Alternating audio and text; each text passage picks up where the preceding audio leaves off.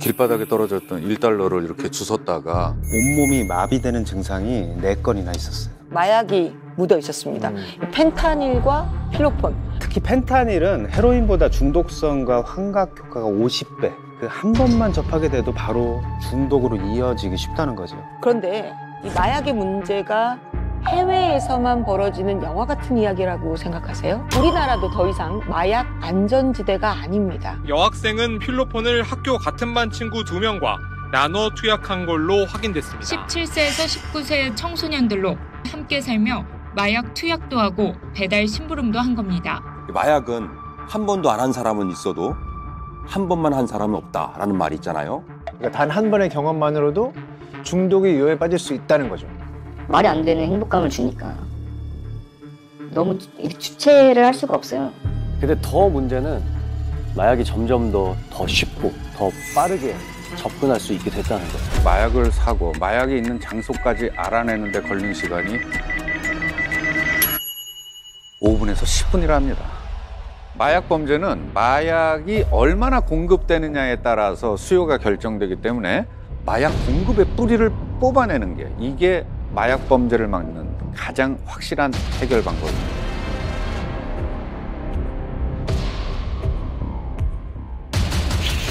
보니까요. 네, 오늘 저희는 이 부분에 대해서 집중적으로 파고 들어가 보려고 합니다. 우리가 상상했던 것보다 더 빠르게 언제 어디서 누구든지 살 수 있어 속칭 24시 마약 편의점이라 불리는 유혹의 공간과 그 마약 공급책의 머리를 잘라내기 위해서 우리는 뭘 해야 하는지. 그곳을 지배하는 한 마약왕의 실체를 추적해 보려고 합니다. 쌤! 10대 때는 친구들과 함께하는 모든 순간이 추억이 된다고 생각할 때죠. 아니야? 야, 뒤에서 보자니까 여기 있냐? 못 먹었었지.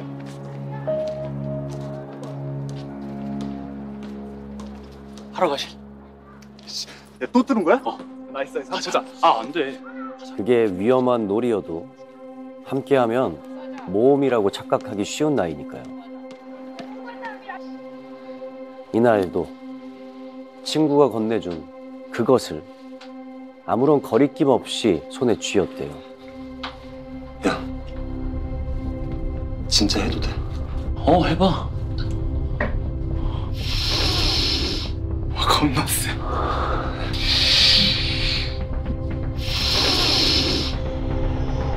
그저 호기심에 시작했던 건데 이젠 멈출 수가 없게 돼버린 거죠.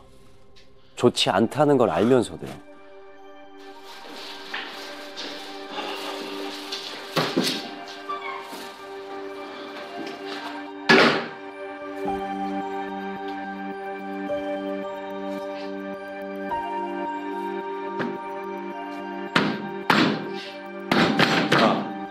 나와.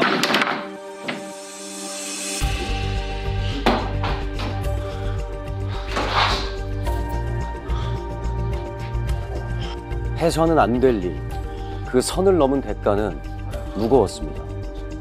고작 17살에 새 친구는 마약 사범이 됐다고 합니다. 그러니까 마약을 하면서도 죄의식은 없었다고 해요. 그냥 작은 일탈 이 정도로 생각했던 거죠. 네. 그런데 이날 학교에선 정확히 무슨 일이 있었던 걸까요? 뭘 했길래 어린 나이에 마약 사범이 된 걸까요? 학생들이 흡입했던 건 바로 펜타닐 패치였다고 합니다. 네, 더 놀라운 건 이 위험한 걸 10대들이 구한 장소입니다. 바로 병원이었습니다. 이 펜타닐 패치는 우리나라에선 의사가 처방만 해주면 구할 수 있는 합법적인 약입니다.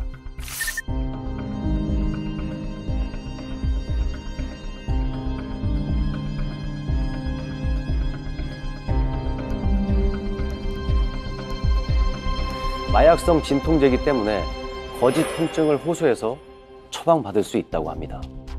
이렇게 구하기가 쉽다 보니 청소년 마약 범죄에 많이 쓰이고 있죠. 그리고 더 심각한 문제는 이 성장기 청소년에게 마약은 이 몸이 훨씬 더 민감하게 반응하기 때문에 중독될 가능성이 훨씬 크다는 거예요. 네, 자이든 타이든 마약을 하게 되면 한 번의 투약만으로 쉽게 중독이 된다는 게 이게 가장 무서운 겁니다. 특히 펜타닐 패치는 그냥 몸에 붙이기만 해도 그 효과가 대단한데 이 약간의 가공을 거쳐서 흡입을 하게 되면 정말 아편이나 몰핀 같이 아주 강력한 마약과도 같은 효과를 낸다고 해요. 거리에선 특이한 자세로 정지한 채 서 있는 중독자들의 모습도 쉽게 볼 수 있습니다. 계속된 마약 복용으로 산소가 공급되지 않아 뇌의 일부가 손상된 것. 이렇게 좀비처럼 사람들이 움직인다고 해서 좀비 마약이라고 불리는 그 마약이 바로 이 펜타닐인데 이 마약을 대낮에 학교에서 투약을 했던 거죠. 네, 실제로 이 펜타닐 패치를 재가공해서 투약한 현장을 경찰이 적발하기도 했습니다. 이번 집은 경찰청에서 왔는데요. 가만히. 자, 펜타닐 사용한 것도 있네요, 이거. 본인이 이거 뭐 왜 왜 두고 있어요, 이거를 지금? 이건 뭐예요? 절대하고? 이건 뭐예요? 물어보세요. 오일 무슨 오일인데요?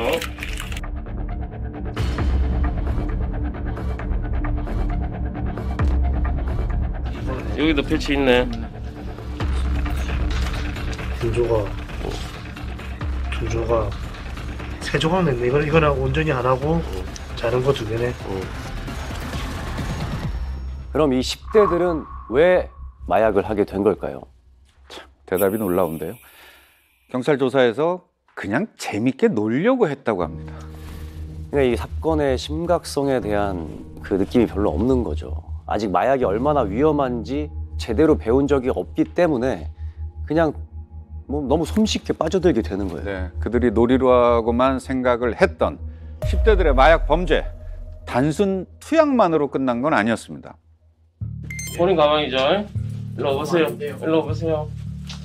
17, 18, 20. 당시 저희들이 관련 사건과 관련하여 56명을 근거해야 되는데요.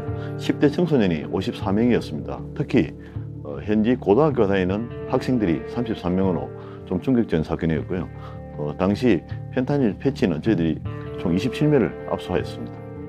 본인 명의로 처방을 받은 경우도 있고 심지어는 또 길에서 습득한 타인의 신분을 도용하여 펜타닐 패치를 처방받아 적게는 1회부터 많게는 57회까지 투약받은 사실도 확인하였습니다. 다른 사람의 명의까지 도용해서 불법적으로 펜타닐 처방을 받은 건데요. 그리고 또 불법적으로 판매까지 했고요. 총 10장이 들어있는 펜타닐 한 팩의 가격이 15만 원이라고 해요. 근데 이거를 재판매할 때는 한 장당 15만 원. 그러니까 무려 10배의 시세 차익이 생긴 거죠. 마약으로 장사를 하는 법을 너무 일찍 터득을 했네요. 이제는 더 이상 이 마약 범죄가 뭐 조폭이나 범죄자 화류계 뭐 그런 어떤 그들만의 리그에서 살던 사람들의 이야기가 아닌 게 돼버렸어요. 네, 마약 범죄에도 새로운 변화가 일어나고 있다고 합니다. 경찰에서 마약 범죄 수사 업무를 지금 한 7년여 하고 있는데요. 최근 가장 많이 느끼는 게 마약 사범들의 연령이 많이 어려지고 있다는 겁니다. 지난해 이 전체 마약 사범 중에 34%가 10대, 20대였다고 해요. 특히 10대 마약 사범은 매년 늘어나고 있고 작년 한 해만 481명이 검거됐다고 합니다. 자, 그렇다면 펜타닐 패치를 재가공해서 흡입하고 유통, 판매하는 전형적인 마약범들의 수법을 10대들은 어떻게 알고 한 걸까요? 네, 오늘 저희는 이 부분에 대해서 집중적으로 파고 들어가 보려고 합니다. 10대들에게 마약을 구하고 판매하고 또 하는 방법을 알려준 그곳에서 마약왕이라 불리던 한 남자에 대해 끝까지 추적하려고 합니다. 먼저 마약의 성지라 불리는 그곳은 어디일까요? 멀지 않은 곳에 있습니다. 여러분과도 굉장히 가까운 곳에 있습니다. 바로 이 손안에 있죠. 스마트폰 속의 또 다른 세상. 네, 각종 SNS나 다크웹을 통해서 마약을 쉽게 접할 수 있다는데요. 그중에서도 가장 핵심적인 공간은 바로 텔레그램입니다. 일단 마약이 이렇게 퍼진 건 텔레그램 역할이 크잖아요. 만약에 텔레그램이 없으면 대면으로 해야 되는데 제가 주위에 사람들이 약한 사람들도 없고 시작을 못했겠죠. 예를 들면 여성들 사진으로 해서 좀 자극적이게 많이 올려놓거든요. 가슴 가운데다 뭐 주사기 꽂아놓고 좀 컬 이렇게 뭐 좋다 그런 걸 보고 좀 저는 이미 이렇게 연락을 하고 있는 거죠. 각종 마약의 홍보의 장이 되는 이 공간에서 마약에 대한 호기심은 더 커지고 사람들의 그릇된 욕망은 더 쉽게 이루어지고 있습니다. 근데 이쯤에서 제가 진짜 걱정이 되는 부분은 저희가 이제 여러 가지 정보를 많이 들이다 보니까 아무래도 이제 전혀 몰랐던 분들도 저희가 하는 이야기들을 통해서 새로운 사실을 알게 되실 거예요. 네. 자, 이 방송을 보시고 나도 텔레그램에서 마약을 구매해볼까? 뭐 이런 생각을 가지시는 분들이 있다면 절대로 안 됩니다. 호기심에 되돌릴 수 없는 선택을 하시면 안 된다는 거, 이거 유념해 주시기 바랍니다. 네, 이 마약을 투약하는 건 개인의 그릇된 선택이지만 그 선택을 부추기는 강력한 유혹이 있다면 그건 분명히 우리 사회가 차단을 시켜줘야겠죠. 마약 범죄는 마약이 얼마나 공급되느냐에 따라서 수요가 결정되기 때문에 마약 공급의 뿌리를 뽑아내는 게 이게 마약 범죄를 막는 가장 확실한 해결 방법입니다. 근데 이 텔레그램 마약방의 마약상을 잡는다는 게 생각보다 쉽지 않은 일이라고 하더라고요. 오히려 텔레그램 마약방을 모니터링하는 경찰을 조롱하는 글을 올리기도 하고 또 경찰의 신상을 유포까지 하는데 이 사람들의 행태를 보면 잡히지 않을 자신감이 아주 넘쳐 보이죠. 아무래도 저 텔레그램의 그 가장 특징이 그 보안성이라든지 익명성이 있다고 봅니다. 특히 최근에 거래하는 텔레그램 사범들을 마약류 사범들을 보면요, 본인들이 신분을 이렇게 전혀 노출되지 않고도 충분히 마약류를 구매할 수도 있고 본인들이 수사기관의 추적을 피해가면서 얼마든지 마약류를 팔 수 있을 것이라고 그렇게 지금 판단하는 것 같습니다. 이게 1시간 안에 기록 삭제되게끔 이렇게 지울 수 있는 기능이 있더라고요. 안 보고 하는 거잖아요. 얼굴 안 보고 메신저로 해서 그냥 얼굴 안 보고 뭐 서로 이렇게 나중에 이 사람이 걸려도 제가 같이 걸릴 일은 없으니까 그게 좀 편했던 거죠. 좀 안전하다 이런 게 있었어요. 텔레그램에 마약방의 이 조직도인데요. 이걸 보면 그 이유를 더 확실하게 알 수 있습니다. 자, 맨 아래를 보면 구매자가 있고요. 그리고 마약을 운반하는 운반책인 드라퍼, 중간 판매책과 판매 총책, 그리고 이들을 모두 관리하는 국내 총책이 있습니다. 그리고 맨 위에는 해외에서 마약을 대량으로 들여오는 마약 왕이 있죠.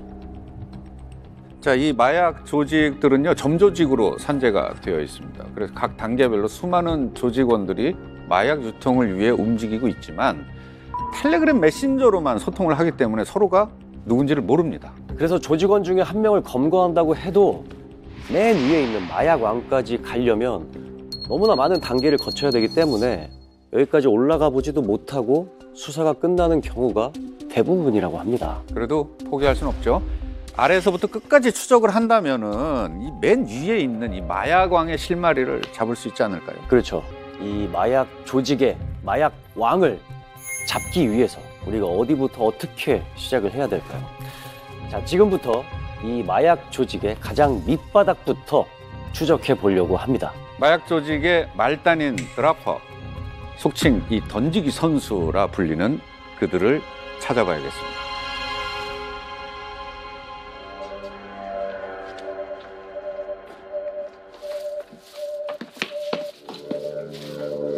드라퍼에겐 민첩성과 은밀성이 중요하답니다. 아무도 모르게, 아무도 모르는 곳에 마약을 숨겨야 하니까요.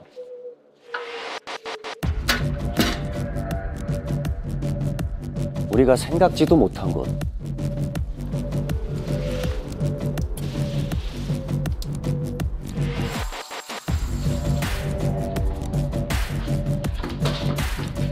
그렇지만 우리가 자주 다니는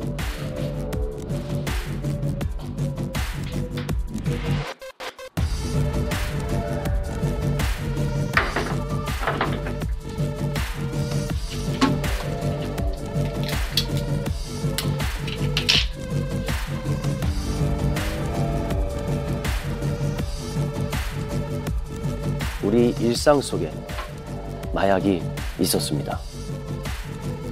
네, 이 마약을 던진다라는 의미로 드라퍼라고 불리는 이 마약 운반책. 그러니까 마약 거래가 디지털화되면서 새로 생긴 어떤 아르바이트인 거죠.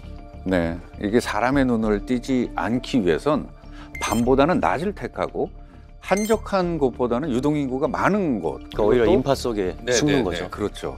또 사람들 틈에 몸을 숨겨서 마약을 숨깁니다. 드라퍼를 보면 또 이들만의 특징이 보이죠. 유일하게 모습을 드러내고 움직인다는 겁니다. 이게 꼬리 밟히기 딱 좋은 건데. 맞습니다. 오프라인에서 직접 몸으로 활동을 하기 때문에 검거율이 가장 높다고 합니다. 지난 3월 경남경찰청에서는 드라파 일당 18명을 무더기로 검거하기도 했습니다. 한 야산 전봇대 아래에서 50g 상당의 필로폰을 압수했는데 이 정도면요 1,600명이 동시에 투약을 할 수가 있는 양이라고 합니다. 50g으로요? 네, 이게 검거된 드라퍼가 숨긴 마약이었습니다. 네, 차량과 자택에서도 이 배달을 하기 위해서 소분해 놓은 그런 마약들이 다량으로 발견됐다고 합니다. 이게 뭐 저울인가 봐요. 저울. 페이 하나, 둘, 맞지? 술. 하나, 둘, 셋. 캔디. 하나. 부산. 부산 5, 창원 5, 부산 14, 창원 14, 울산. 부산, 창원, 울산 뭐 여러 군데를 부지런히 다니면서 마약을 운반했는데요. 우리가 일상 속에서 볼 수 있는 가스 배관 보호 박스 이런 데 아니면 창문 틀 정말 우리 생활과 아주 밀접한 그런 공간에 숨겼다고 해요. 이렇게 실체가 있으니까 잡힐 위험이 큰데도 불구하고 이들이 이런 일을 하는 거는요 결국에 돈이 되기 때문입니다. 그러니까 한 건에 뭐 10,000원에서 30,000원씩 뭐 이렇게 들으면 얼마 안 돼 보이지만 이게 하루에 수십 건씩 배달을 하고 그게 한 달을 쌓이면 한 1,000만 원이 훌쩍 넘는 그런 액수가 된다고 또 해요. 그리고 또 이 붙잡힌 마약 운반책 중에서는 미성년자도 있었다고 해요. 이 텔레그램 공개 채널에 뜬 고액 아르바이트 모집 광고를 보고 관심을 가졌다가 마약 조직에 포섭되게 된 거죠. 네. 텔레그램 마약방에서 10대 청소년들에게 내미는 검은 유혹이 생각보다 더 넓게 퍼져 있습니다. 그냥 호기심에 마약을 한번 구매해 볼까 이런 생각을 가졌는데 너무 비싸서 이제 망설이게 되잖아요. 그런 고등학생들에게 돈을 벌어서 사라. 그래서 이렇게 마약 운반책을 해보라고 이렇게 제안하는 경우도 많다고 해요. 네, 미성년자에게까지 검은 유혹의 손길을 뻗었던 이 마약 조직의 운영자는 이번에 과연 잡혔을까요? 아무래도 마약 사범들이 이렇게 인터넷이라든지 텔레그램, 특히 그 익명성이 보장되고 보안성이 있는 텔레그램을 이용하다 보니까 마약 사범들의 근거에 대한 굉장히 어려워지고요. 현재 근거되는 운반책들의 대다수가 상선에 대한 관련 정보를 전혀 갖고 있지 않습니다. 역시나 모든 게 그냥 다 채팅창 안에서만 이루어지다 보니까 서로에 대해서 알고 있는 게 닉네임 그거밖에 없었던 거예요. 그러니까 드라퍼를 잡더라도 그 윗선까지 연결되는 게 너무나 힘든 일이었습니다. 네. 게다가 범죄의 범위는 전국구로 세력이 확장이 돼 있죠. 인터넷으로 어느 지역이든 연결이 되니까 이 경찰들도 마약 조직을 잡으려면 이제 전국으로 돌아다녀야 되는 겁니다. 한마디로 잡기가 참 어려워진 거죠. 그런데 이 드라퍼의 꼬리를 밟아서 오랜 시간 추적한 끝에 텔레그램 마약 조직의 거물을 체포하게 됩니다. 바로 2020년 10월 국내 마약 거래 총책을 검거합니다.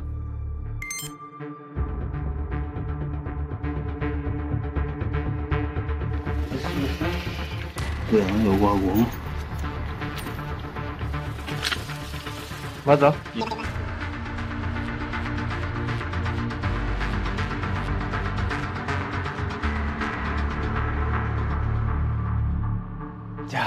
참 이 어려운 걸 해내시네요. 네. 자, 저희는 지금부터요 마약왕의 실체를 낱낱이 공개해 보려고 합니다. 먼저 검거된 국내 마약 거래 총책의 실체를 통해서 말이죠.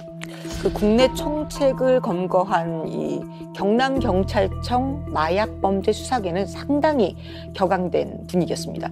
디지털 마약 조직원 중에서 이 정도의 거물급을 검거한 것은 굉장히 드문 일이었다고 합니다. 네, 경찰의 끈질긴 수사가 이뤄낸 성과였죠. 당시 텔레그램 마약방에서 가장 많은 마약 거래가 이루어졌던 특정 채팅방에 경찰이 구매자로 위장해서 잠입한 뒤에 마약 딜러들과 1대1 채팅을 하는 방식으로 수사를 했어요. 그러니까 소매책이 전송한 이 좌표 인근의 CCTV를 일일이 확인을 하고 그곳에 마약을 숨긴 드라퍼를 검거를 한 뒤에 그들에게 마약을 내준 윗선을 한 달째 추적하고 있었다고 합니다. 그때 경찰의 국내 총책에 대한 첩보가 들어옵니다. 과연 그 국내 마약 거래 총책은 누구일까? 여러분 아마 감독님도요 아마 들어보셨을 거예요. 텔레그램 마약방 닉네임 바티칸 킹덤 들어보셨죠?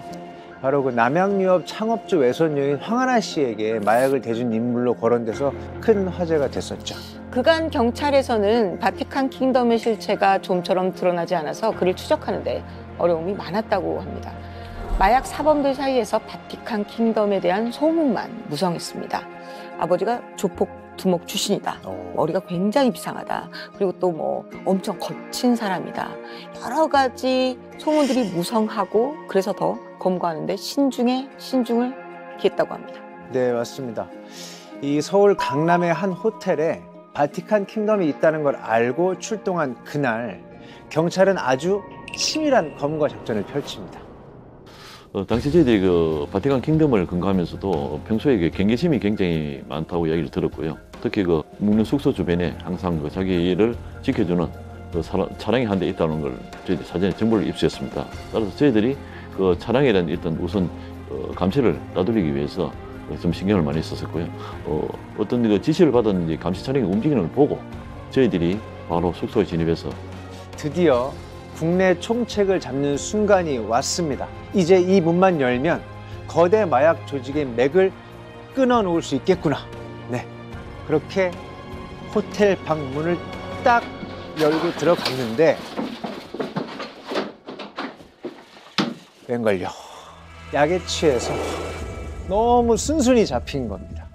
아무 저항 없이 마치 자기가 잡힐 줄 알았다는 듯이요. 이 마약 사범들이 늘 자신이 언젠가는 잡힐 거라는 것을 좀 예측을 하고 산대요.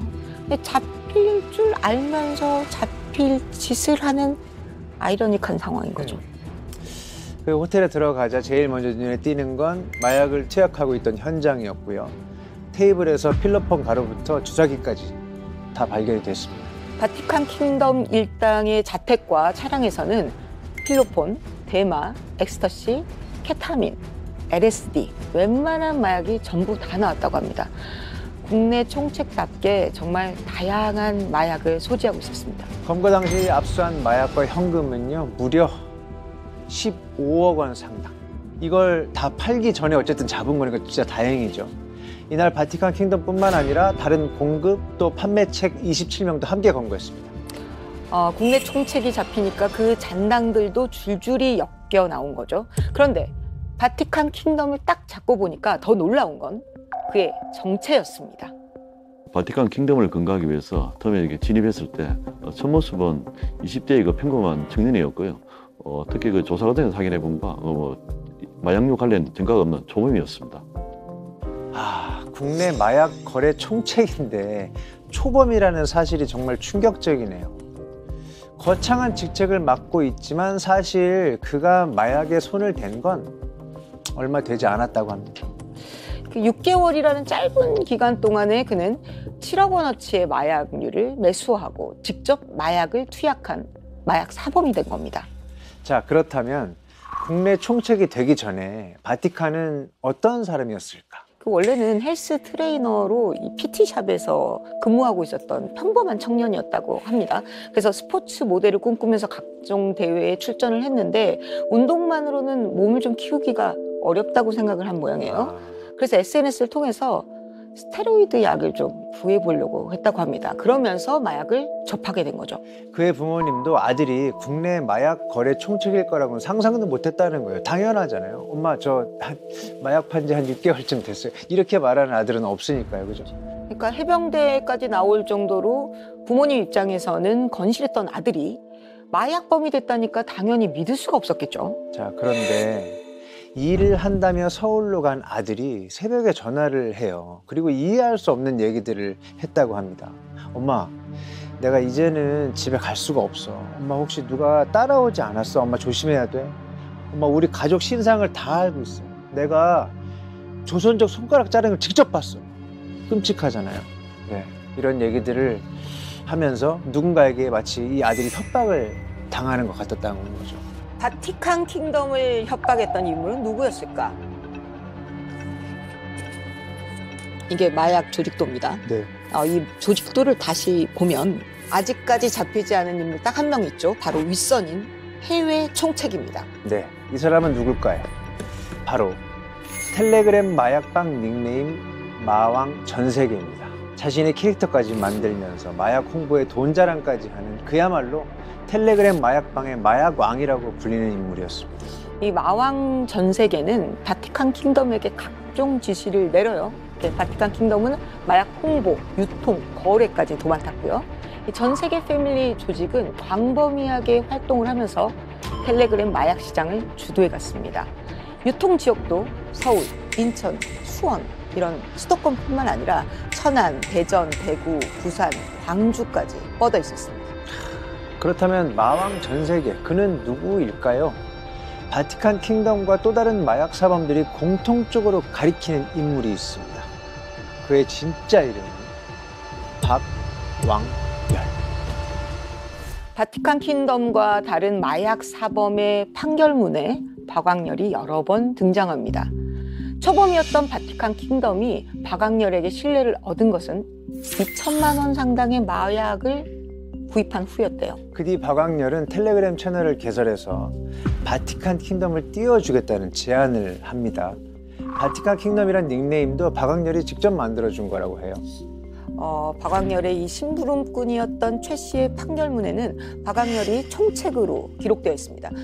최 씨는 박왕열에게 각종 마약을 받아서 운반책을 했고 통장을 빌려줬다가 경찰에 덜미가 잡혀 구속된 거죠.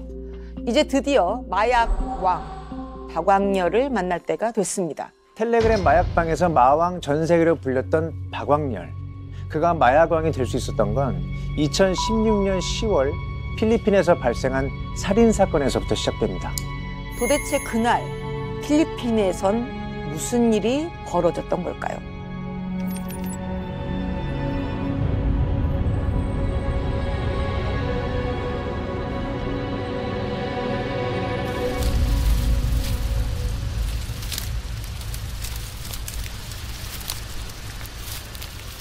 (2016년 10월) 새벽에 울린 세 발의 총소리와 함께 이 이야기는 시작됩니다.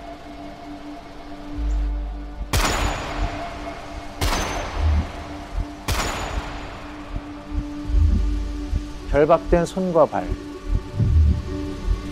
머리에 가해진 총상, 무려 3명을 무참히 죽인 필리핀 사탕수수밭 살인사건이었습니다. 살인사건이 발생한 곳은 인가와 멀리 떨어져서 사방이 사탕수수밭뿐인 오지였대요. 그날 농부가 일을 하지 않았거나 핏자국을 못 봤다면 시신은 백골 상태로 발견이 됐을 겁니다. 필리핀에서 총기 살인사건이 많이 발생하지만 3명이 한꺼번에 살해된 경우는 처음이어서 현지에서도 많은 이슈가 됐다고 합니다. 게다가 피해자들 모두 한국인이었습니다. 드라마 카지노와 영화 범죄도시의 사탕수수밭 살인사건의 모티브가 된 실제 사건이죠. 당시 필리핀 현장에서 사건을 수사했던 이지훈 경감님의 얘기를 직접 들어볼까요? 당시에 이제 필리핀에서 굉장히 그 한인 관련해서 사건 사고가 굉장히 많았어요. 피살 사건 같은 경우도 평균적으로 연평균 10건. 그러한 상황에서 이제 필리핀 경찰이 한국인 관련 강력 사건을 진행하는 데 있어서 교민들의 어떤 강력한 요청이 있어서 당시에 이제 한국 경찰청하고 필리핀 경찰청하고 서로 이제 MOU가 있었습니다. MOU가 있어서 그 당시 제가 지원을 해서 파견을 나가게 됐습니다. 코리안 데스크로 필리핀에 있던 이지훈 경감이 현지 경찰들과 함께 본격적인 수사에 나섭니다. 먼저 피해자들이 누구인지부터 확인을 했는데요. 피해자들은 필리핀으로 도피해온 사람들이었어요. 한국에서 고수익 창출을 미끼로 투자자를 모집하는 유사 수신업체를 운영해서 수백 명에게 약 140억이라는 거액의 투자금을 받은 뒤에 원금을 돌려줄 시기가 오자 필리핀으로 도망을 온 거였습니다. 그렇다고 하면 원한에 의한 청부 살인이었을까요? 당시 그 청부살인이냐 아니냐 이 부분을 가지고 최초로 생각을 하게 됐어요. 그 당시 사건 현장을 보면 그 전형적인 청부 살해 방식은 아니었습니다. 그 전형적인 청부 살인 방식은 그 한국 사람이 뭐 밥을 먹고 있거나 어디 사무실에 있으면 그냥 갑자기 들어와서 총을 쏘고 그 시신을 방치한 채로 그냥 도주하는 경우가 대부분이고, 보통 청부살인은 서거나 앉아있을 때 총을 쏘고 빨리 도망가는 게 특징이에요. 그래서 머리에 총을 쏘면 총알이 들어가고 나가는 모양이 수평인데 이 피해자들은 총알이 아래에서 위로 향했다는 거죠. 네, 이 얘기는 아마 누워있을 때 총을 쏜 게 아닌가 추정을 해볼 수 있다고 합니다. 당시 봤을 때 현장에서 시신의 모습은 양손의 묶여있는 상태였고 다리도 묶여있고 입도 테이프로 감겨있는 상태고 뭔가 묻으려고 했던 그런 흔적들이 많이 있었기 때문에 이 부분은 저는 청부살인은 아니다라고 생각을 했어요. 그러니까 목을 조르고 부탁까지 죽이려고 이전부터 애쓴 흔적이 보였다는 거예요. 이지훈 경감은 직접 살인사건으로 전환을 하고요. 코리안타운 탐문부터 시작을 합니다. 현지 교민들로부터 피해자들이 박 씨라는 사람과 함께 살며 붙어 다녔다는 말을 들었대요. 네, 그게 바로 박광렬이었습니다. 피해자들이 필리핀에 정착하는 걸 보았다는 거예요. 그래서 피해자들에 대해 물어보기 위해 박광렬을 직접 만났다고 합니다. 그 당시 이제 박 씨가 한인의 사무실로 오게 된 겁니다. 이 사람들에 대해서 알고 있냐? 본인이 이제 알고 있다라고 답변을 해서 그럼 이 사람하고 마지막으로 언제 연락을 했냐라고 물어보니 9시 반인가 뭐 10시쯤에 갑자기 마닐라에 누군가를 만나러 간다면서 어느 지역에 있는 뭐 패스트푸드점, 그 졸리비라는 그 패스트푸드점 앞에 세워달라고 해서 본인이 차를 태워서 그쪽에 세워주고는 연락이 안 됐다라고 그때 당시 했었죠. 박광렬을 조사한 뒤에 그의 진술에 의문점이 많았지만 결정적인 증거를 아직 찾지는 못한 상태였어요. 네, 혹여나 용의자로 몰면 도망을 갈까 봐 조심을 했죠. 그런데 한국에서 감식 전문가 그리고 프로파일러까지 급파해서 박광렬이 총기 살인 사건의 범인이라는 걸 특정할 수 있었던 증거는 무엇이었을까요? 결정적인 증거는 박광렬의 운전기사의 증언이었는데요. 차를 타고 가다가 세워달라고 하더니 풀숲에다가 가방을 버렸다는 거예요. 이지훈 경감이 가방을 찾아보니 그 안에 45구경 권총 한 자루와 총알이 들어있었답니다. 사탕수수밭에서 발견한 탄피와도 일치했어요. CCTV에도 범죄 현장을 오가는 박광렬의 차가 여러 번 찍히기도 했습니다. 이런 증거들로 박광렬이 사탕수수밭 총기 살인 사건의 진범이라는 게 입증됐습니다. 그 뒤로 끈질긴 추적의 나날을 보내게 되죠. 정말 그 37일은 잊지 못할 것 같다는 생각이 많이 들었어요. 그 거의 37일 동안 하루에 한 3-4시간을 잤었던 것 같고, 그 당시 그 이민청 직원들하고 같이 그 3박 4일 동안 그 작전을 했기 때문에 그 친구들의 그 숙박이나 어떤 뭐 이제 삼시세끼, 어떤 필요한 뭐 주유비 이런 것들을 거의 제가 이제 다 부담을 해서 당시 한 제 월급 한 4개월치 정도를 그 37일 동안 그 쏟아 부었던 제 기억이 납니다. 3박 4일 동안은요, 무려 700km를 추적한 적도 있대요. 11번의 검거 시도 만에 드디어 박광렬을 잡는 데 성공합니다. 이제 관리인, 이제 필리핀 사람을 동원을 해서 관리 차원에서 나왔으니까 문 좀 열어달라라고 했는데 문을 열진 않았어요. 한 1시간 동안.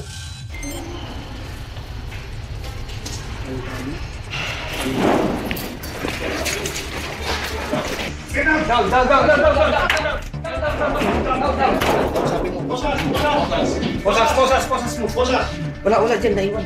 Get down. Don't look. Bosas, Jason, bosas. Bosas kayo. Down, sige. Dali. Sige, babe, ako na. Get down. 박광렬 씨. 박광렬 씨. 박경윤. bosas. Dali. 이 박광렬을 검거한 뒤에 이지훈 경감은 처음으로 두 다리를 쭉 뻗고 잠을 잘 수 있었대요. 치열한 추격을 끝냈으니 그럴 수밖에요. 너무 이제 통쾌했죠, 사실. 개인적으로는 굉장히 이제 짜릿했다고나 할까.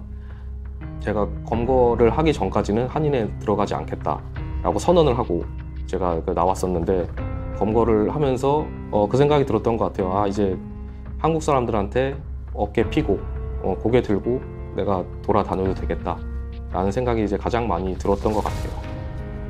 경찰의 집념이 이뤄낸 성과였고 당시 필리핀 앙헬레스 지역 한인을 지키는 단 한 명의 한국 경찰로서도 제 몫을 해낸 사건이었죠. 하지만 박광렬의 살인죄를 단죄하려고 최선을 다한 결과가 오히려 또 다른 범죄의 시작점이 됩니다. 바로 살인범에서 텔레그램 마약왕 전 세계 박광렬이 탄생하는 발판이 된 거죠. Ayaw Park Wang Yeon? Ha? Park Wang Yeon? Walang Koreanong si Park Wang-yeon. Sa ngayon, nasa kustudiya pa rin ng NCRPO si Pot. Marisol Abduraman. Nakatutok, 24 oras. 살인범으로 필리핀 경찰에 검거됐던 박광렬이 어떻게 마약왕이 된 걸까? 자, 이제부터 박광렬이 더 큰 괴물이 되어가는 이야기를 해보려고 합니다. 박광렬이 살인죄로 검거된 게 2016년. 바티칸 킹덤이 국내 총책으로 활동한 게 2020년이니까 그때 박광렬은 필리핀에 수감되어 있었을 시기죠. 자, 그런데 그는 교도소에 있지 않았습니다. 그리고 그가 어디에 있는지 아는 사람도 없었죠. 왜냐하면 그가 탈옥을 했기 때문이에요. 자, 그런데 그 탈옥도 한 번이 아니라 두 번이나 했다고 합니다. 이게 말이 돼? 네, 필리핀에서는 이게 말이 된다고 합니다. 그렇다고 하네요. 그 첫 번째 탈옥은 박광렬이 외국인이라서 이민청 보호소에 있었는데 교도소가 아니다 보니까 그곳이 허술하게 돼 있었대요. 지붕도 그냥 뻥 뚫려 있고 그래서 뭐 박광렬 입장에서 쉽게 빠져나갈 수 있었다고 해요. 하지만 이 첫 번째 탈옥은 3개월 만에 끝이 났어요. 곧바로 잡혔거든요. 문제는 이 두 번째 탈옥이었습니다. 이 재판을 받고 교도소로 돌아가는 길에 박광렬의 여자친구가 호성 경찰에게 식사 대접을 한다고 식당에 간 거예요. 그때 자연스럽게 박광렬은 식당 화장실에 갔고 그대로 창문을 열고 도망을 친 거죠. 그 총으로 무장을 한 호송 경찰이 5이나 있었는데도 그 탈출하는 걸 막는 사람은 단 한 명도 없었대요. 모두 밥 먹느라 감시가 소홀했다는데 그게 과연 밥 때문이었을까요? 아니면 거한 밥값 때문이었을까요? 그 식당 직원 말로는 그 호성 경찰들이 경계를 한 것 같지도 않았고 박광렬이 도망간 걸 알았음에도 불구하고 크게 놀라지 않았다고 합니다. 뭔가 좀 구린내가 나긴 하죠? 납니다. 필리핀 자체가 그 오랜 병폐가 있습니다. 돈이 있으면 그 필리핀 내에 그 교도관들을 자기 수족처럼 부릴 수가 있습니다. 예를 들어서 면회를 가거나 사람을 만나면 그 다른 재소자들한테 이제 물건이라든가 이런 거 좀 필요한 걸 좀 가져달라는 게 아니라 교도관들을 불러가지고 자기 그 저것처럼 그렇게 하기 때문에 그렇기 때문에 이제 탈옥도 가능할 수 있었던 것 같습니다. 처음 살인죄로 검거됐을 때도 이 박광렬이 필리핀 이민청 체포팀에 한 말이 뭐냐? 200만 페소 줄 테니 감옥 말고 병원으로 좀 데려가 주세요 했다는 겁니다. 나중에는 돈을 더 줄 테니까 풀어달라고 그랬대요. 200만 페소면 하나로 약 4,800만 원 정도 되잖아요. 아, 크네요. 그렇게 통 크게 뇌물을, 뒷돈을 주려고 했는데 처음에는 거절을 당했던 거죠. 자, 그런데 사람 마음이 다 같지 않으니까 누군가는 그 유혹에 넘어갔을 수도 있었겠죠. 그렇게 박광렬은 두 번째 탈주를 한 뒤에 거의 1년 가까이 자취를 감춰요. 바로 그 시기에 텔레그램 마약방에서 마왕 전세계라는 닉네임으로 화려하게 귀환을 합니다. 더 큰 괴물이 돼서요. 이제까지 마약에 접점이 없던 그가 어떻게 마약 사업에 눈을 돌린 걸까? 필리핀 교도소에 있었다면 너무 쉬운 일이라는 거예요. 특히 그가 있던 비쿠탄 수용소에는 마약 사범들이 아주 많았다고 합니다. 실제로 박광렬이 수용소에 있을 때부터 마약 거래를 한 정황이 있어요. 박광렬이가 유치장에 있는 동안에 그 마약이 이제 앙길레스에서 그 배달 사건이 한번 있었습니다.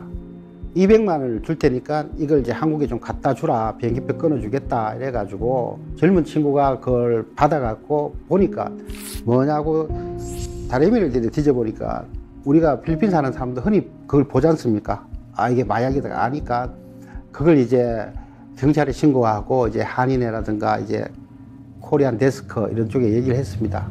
이 다리미의 마약을 숨겨서 오프라인을 통해 마약을 운반하려던 시도는 실패를 했지만요. 온라인에서는 날개 단 듯 활개를 쳤다는 겁니다. 전 마약 사범을 통해서 박광렬이 텔레그램 마약방에서 얼마나 거물급인지를 듣게 됐는데 마약계에서 1인자가 되려면 신용도와 물량이 좋아야 한대요. 비대면으로 거래를 하다 보니까 워낙 돈만 받고 먹튀를 하는 사기가 많다는 거예요. 그런데 박광렬은 남달랐다는 거죠. 전세계가 전성기였어요. 되게 이제 사는 사람들이 많았고 걔 전세계에 톡방이 있어가지고 되게 그 관리가 철저했어요. 거기에서 뭐 이벤트도 하고 그러니까 회원 관리를 잘했다.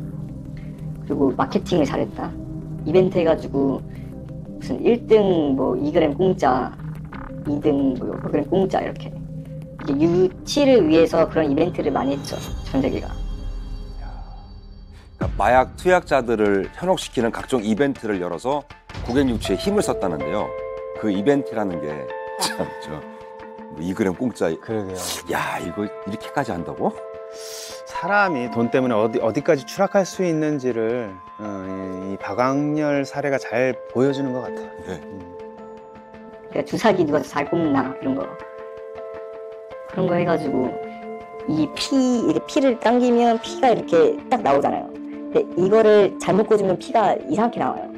근데 이거를 누가 더 이제 효율적으로 정확히 뽑는지 영상을 찍어가지고 막 보내면 또 투표로 하고 그리고 인생 뭐 종말 대회 해가지고 많은 사람 앞에서 막 그렇게 몰래 하는 거 이렇게 사진으로 찍어가지고 올리고 그런 거 투표하고 그런 거 딸 자고 있는데 거기서 이걸 대고 있는 것도 봤어요. 아버지가 딸 자고 있는데.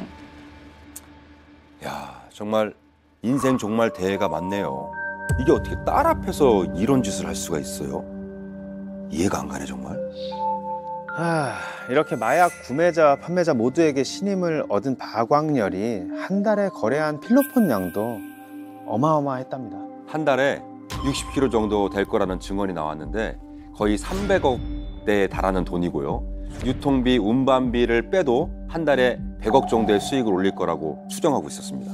몇 년 전까지만 해도 박광렬에게는 꿈도 꾸지 못할 돈이었는데 이게 수용소에서 자유를 잃은 대신 경제적 자유를 얻게 된 걸까요? 1년 동안 도망 다니면서 텔레그램 마약방에서 이 왕노릇을 했던 박광렬은 현상금까지 내건 필리핀 경찰의 노력으로 2020년 10월에 또 검거가 됩니다. 이번이 세 번째인 거죠. Na 2 beses na raw nakatakas sa kulungan. Una, sa detention facility ng Bureau of Immigration sa loob ng NCRPO at ang pangalawa sa Tarlac. Is it wrong? You have a magistrate? I only little can understand English. 그런데 잡았다고 해도 좀 찜찜합니다. 과연 그는 검거된 뒤에 도대체 어떻게 지내고 있을까요? 현재 박광렬은 필리핀 마닐라 외곽에 위치한 뉴빌리비드 교도소에 수감이 되어 있는데요. 이게 성처럼 높은 벽을 이루고 있어서 난공불락과도 같은 교도소에 수감되어 있으니까 이제 박광렬과 마약과의 고리는 끊어진 걸까요? 그러니까 드라마나 영화에서는 권선징악을 제대로 보여주기도 하잖아요. 그런데 현실에서는 결국 돈이 권력이죠. 박광렬은 교도소에서 VVIP로 등극합니다. 지금 이 순간에도 이 스마트폰을 손에 쥐고 언제든 전 세계로 뻗어나갈 수 있다는 겁니다. 이런 말도 안 되는 일이 어떻게 가능하냐.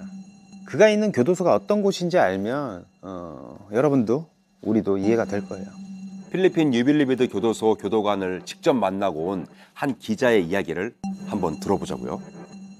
일반적인 감옥과는 굉장히 다릅니다. 창살 자체가 없어요. 살인범이나 1급 범죄자라고 불리는 사람들이 물건을 사고 팔거나 그 안에서 음식도 구워 먹고 범죄자 마을이라고 보시면 될 것 같아요. 유빌리비드 교도소, 약자로는 MBP인데요.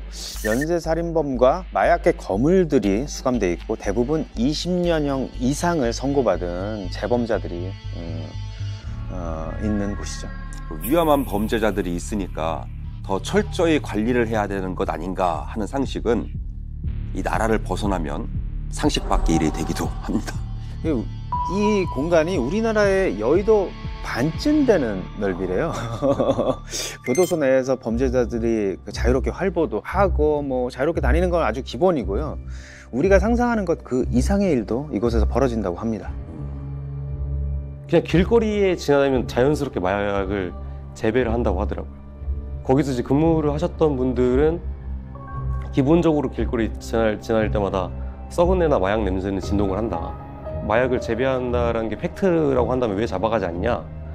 경찰 당국에 알린다고 하더라도 우리가 마약계 거물들에게 받는 하나 15만 원에서 20만 원 정도의 금액이 더 크기 때문에 마약을 재배하고 마약을 거래하더라도 뇌물만 받으면 우린 더 잘 먹고 잘 살 수 있다. 그러다가 이제 직위 해제를 당하게 되면 그건 어쩔 수 없는 일이다라고 얘기를 하더라고요. 야, 이거 진짜 해제도 너무하는 거 아닙니까? 이거 교도소가 아니라 그냥 죄인들이 사는 마을인 거잖아요. 돈이면 뭐든지 할 수 있는 곳이에요. 교도관의 한 달 월급이 하나로 한 5, 60만 원 정도인데 범죄자들한테 받는 뒷돈이 한 명당 15만 원, 20만 원 정도. 이 뒷돈을 여러 명에게 받게 되면 한 달 월급을 훨씬 뛰어넘으니까 그렇게 교도관들이 유혹을 쉽게 뿌리칠 수가 없는 거죠. 그런데 이 필리핀 경찰 특공대가 교도소를 급습했던 일이 있었어요. 그때 여러 가지 불법 행위가 걸렸는데 이것 때문에 MVP 직원 353명이 직위 해제가 되었는데 그럼 이제 불법 행위가 사라졌냐? 야, 당연히 아니죠.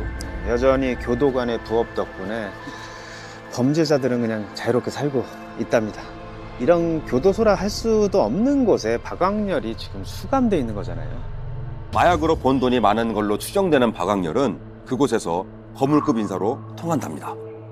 박광렬도 이제 교도관들한테 돈을 주면 자유자재로 드나들 수 있다고 저도 들었습니다.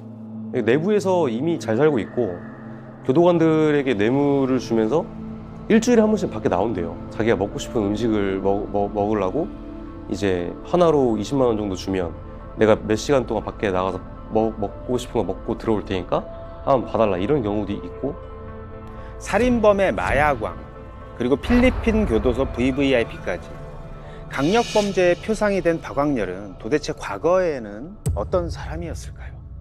박광렬이 자체가 그 피해를 주고 할 만큼의 영향력이 됐던 사람은 아닙니다. 그냥 평범하게 그 먹고 살기 위해 갖고 카지노에 이런 사람들 오면 말 그대로 관광 가이드 역할 하는 그 외에는 자기 위치가 없었습니다. 그 현지 로컬 동네에 조그만 집에 한 한국 돈으로 35만 원 정도 하는 월세방에 살다가 피해자들이 들어오고 이후에 집도 옮겨가고 또 차량도 고급 SUV 차량도 구매도 하고 물질적으로 조금 나아지는 모습을 그 한국 사람들이 들어온 이후에 많이 나아졌습니다. 더 거슬러 올라가 보면 그가 필리핀에 오기 전까지만 해도 한국에서 참치를 납품하던 수산업자였다고 합니다. 당시에 기사에도 수산업자로서 건실하게 살아가는 듯한 그런 모습이 공개되기도 했는데요. 자, 그러면 이거예요. 네, 너무 순하게 생겼는데. 그죠? 네. 다정다감한 미소, 그리고 깔끔한 옷차림.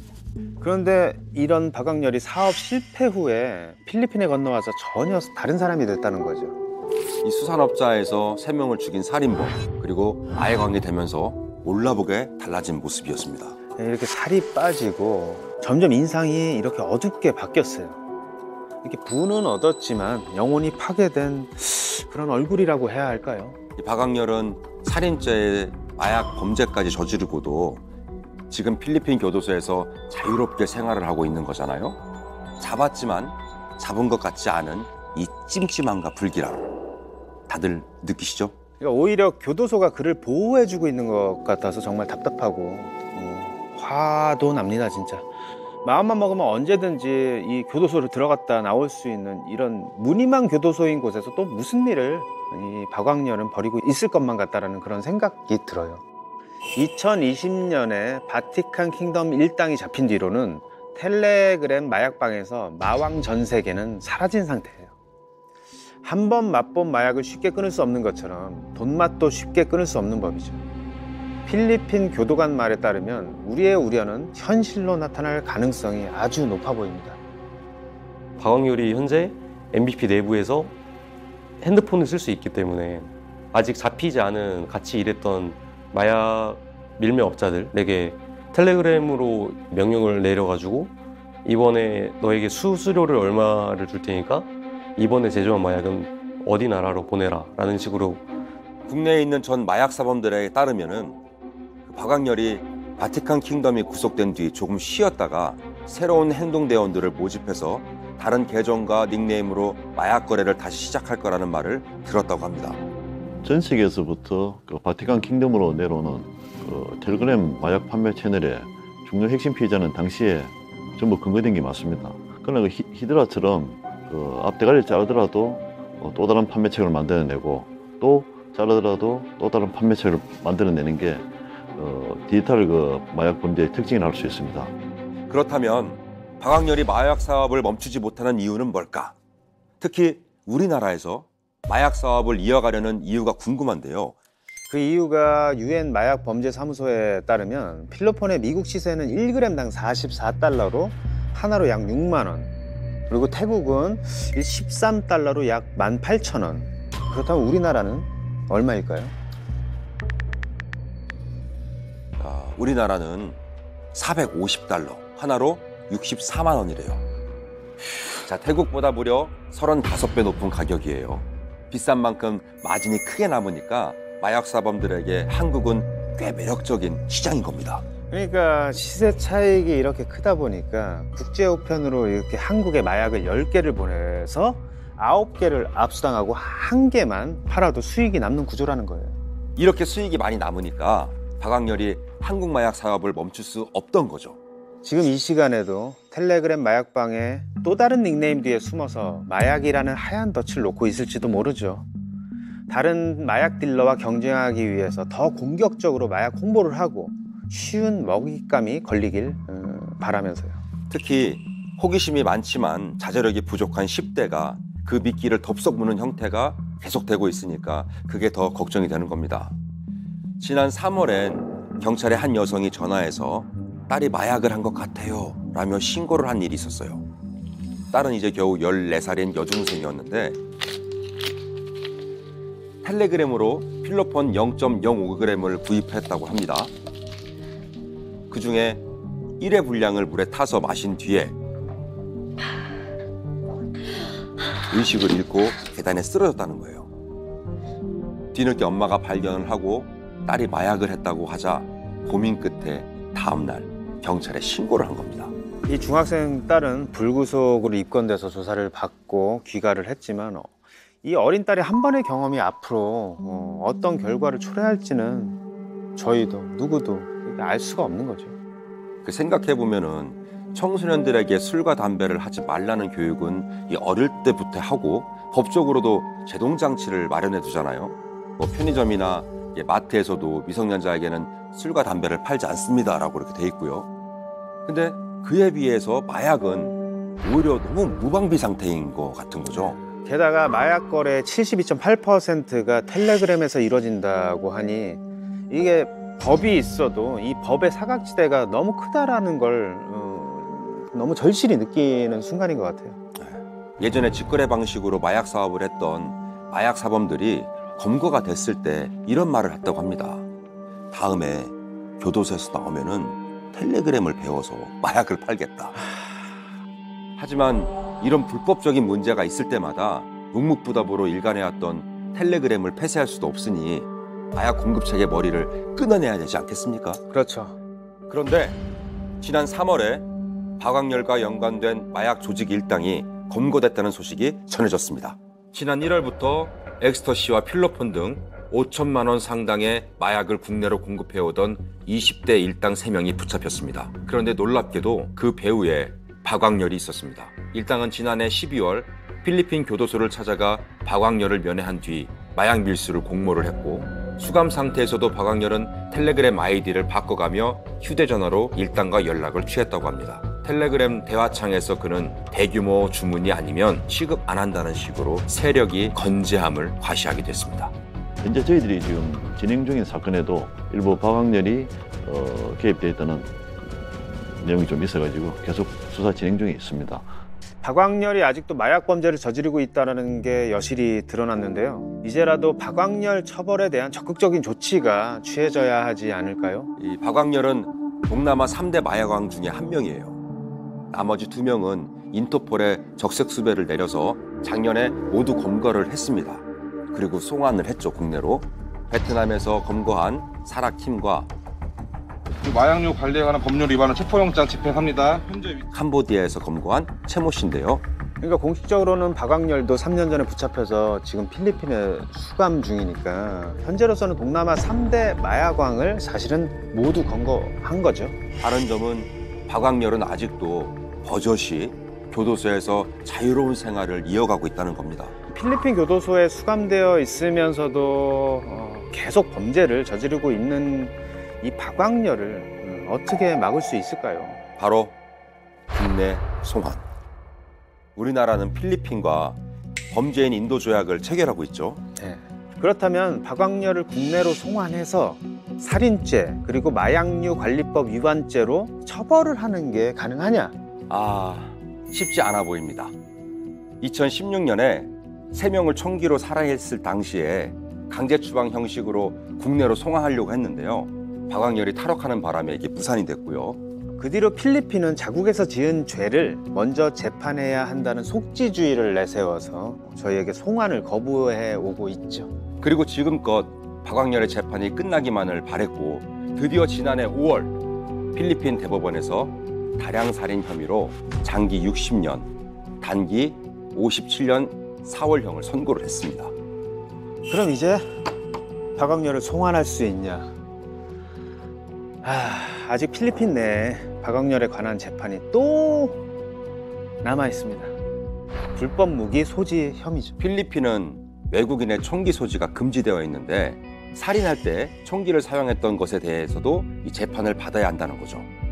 그런데 필리핀은 행정 처리가 다른 나라에 비해서 상대적으로 느리다는 얘기가 있어요. 이 사법 행정도 마찬가지고요. 어떤 사건은 1심이 나오는데 10년이 걸리기도 했대요. 그러니까 나쁜 놈들에게 오히려 법이 보호막이 되는 것 같아서 좀 화가 납니다. 그런데 이제껏 텔레그램 마약왕 박광렬을 막지 못한 이유가 그가 필리핀에서 죗값을 치르고 있다라는 착각 그리고 안일함 때문은 아닐까요? 박광렬이 국내에 송환되는 그날을 기다리고 있습니다. 현재도 저희들은 박광렬은 저희 범죄의 적색 수배가 되어 있습니다. 저희들뿐만 아니고 다른 수사기관에서도 여러 군데 지금 수배가 되어 있는 상황이고요.